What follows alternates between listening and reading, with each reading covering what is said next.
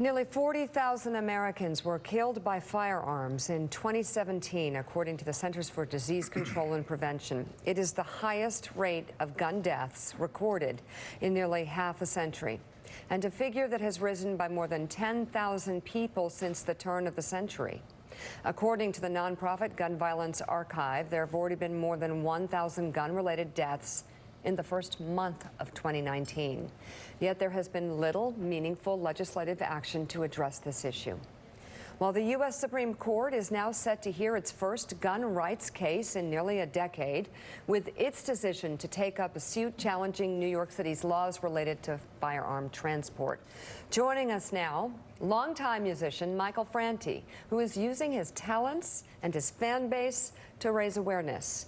His new album, entitled Stay Human, Volume 2, includes a song written as an anthem for the movement to end gun violence in the United States. The song is called The Flower, and the new music video features people from around the country whose lives have been affected by this issue. Take a look.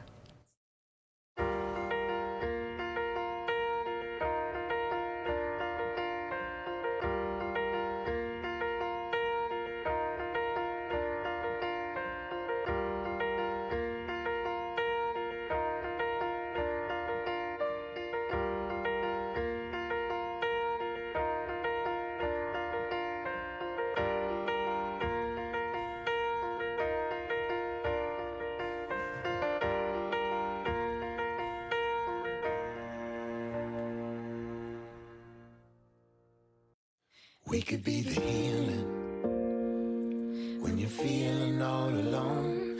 We can be the reason to find the strength to carry on. In a world that's so divided, we shall overcome. We can be the healing.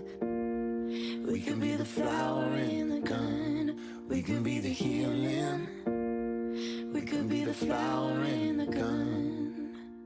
What could I say to my son or to my daughter if they came and asked me about these days? What kind of reason could I give for all the hate that's standing in the way?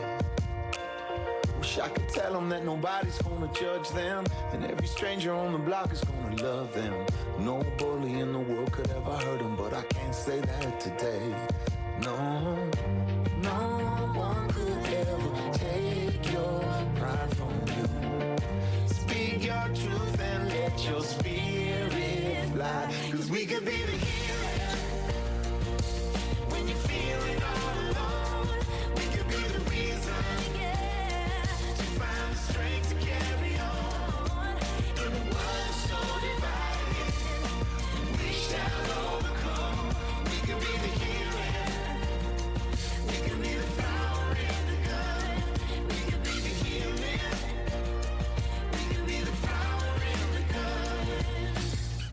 You know, Michael's with us now. Michael, thank you so much for being here. It was so moving. And you know, a couple years ago, maybe 5-10 years ago, if you put a song out like that, people go, oh, that's overly, you know, that's political, it's a divisive song. But you look at most of the numbers, and most Americans agree. Whether you're talking about background checks, whether you're talking about bump stocks, whether you're talking about so many of these issues that used to divide us, so many Americans, they agree. That's my it's point time with the for song, action. Unite, come together, let's do something positive. That's exactly the point of the song, is that this is not a binary issue anymore. The one thing I learned in making this video is I traveled all around the country and I spoke to people like Fred and Maria Wright, whose son was killed in the Orlando massacre, and their son Jerry was killed. And he was shot 6 times. And his mom doesn't know if the first shot killed him or if the shooter went around and came back, and that her son was suffering on the ground all that time and then shot him again. And so when you hear those kinds of stories, or the story of Maddie Wilford, who you saw there, who was shot at Parkland High School, had bullet holes all over her body, she's a survivor. You meet people like that, you realize that gun violence affects every aspect of our society, and it's no longer a binary issue of just left or right. There's just common sense things that we have to do to reduce that 40,000 number. Can we get it to 38,000? Can we get it to 35,000? And if you're a gun owner, there's 8 children in America who are killed every day just by accidental firearm deaths. So gun owners should learn to keep their guns safe in their homes.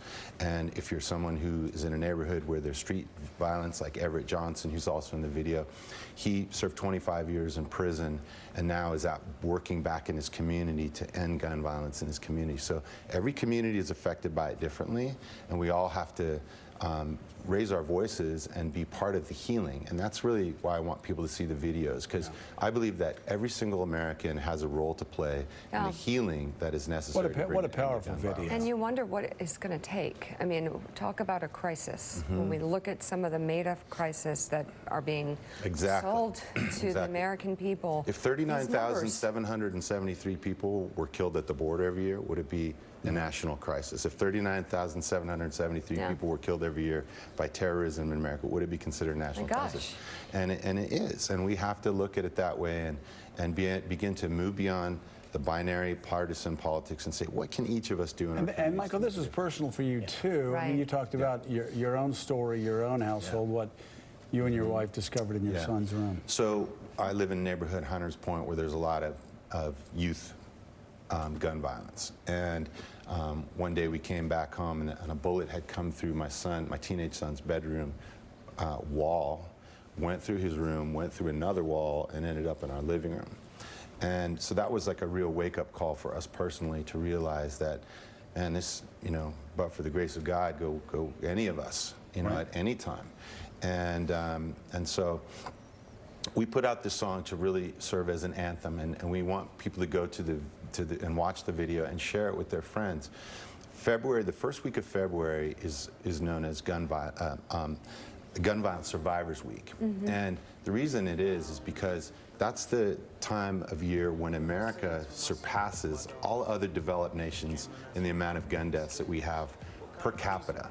So from here forward, we're going to be going throughout the year, already having passed all the other developed nations in terms of how many. The video is extremely powerful, and it's obviously a personal moment for you. What can be done next? What's the next step in terms of trying to organize, trying to mobilize your fans, perhaps, to take legislative efforts? Well, I believe that people change when they feel something more than just when they hear stats or things. So we want people, as I said, to share the video and experience that. But also get into your schools, get into your families, and start to have a conversation about this. I remember when smoking was the thing that we all did. It wouldn't be uncommon if I lit up a cigarette right here on the set. But if I did today, people would be totally shocked. You might jump across the table, Joe, and grab it out of my hand. I would. No, actually, it would be me. It would be me. And then she'd make you jog 4 miles. While like drinking some green juice. But then it changed, and people started to think differently about it. Started to say, this is a health issue, it's a national crisis, and we want our families to be brought up in communities that are safe. And that's where we're at today. And so I really feel like we're on the precipice. It's going to require conversations. It's going to require some legislation. I believe that we should have background checks. It should be a federal law to have background checks, to have red flag laws to keep guns out of the hands of people who are known offenders, and also to create domestic violence laws so that women aren't either forced at gunpoint to do things or aren't killed in their own homes. Michael Franti, thank you so much. The song is Michael. The Flower. It's part of the new album, Stay Human, Volume 2, available now. And that does it for us this morning.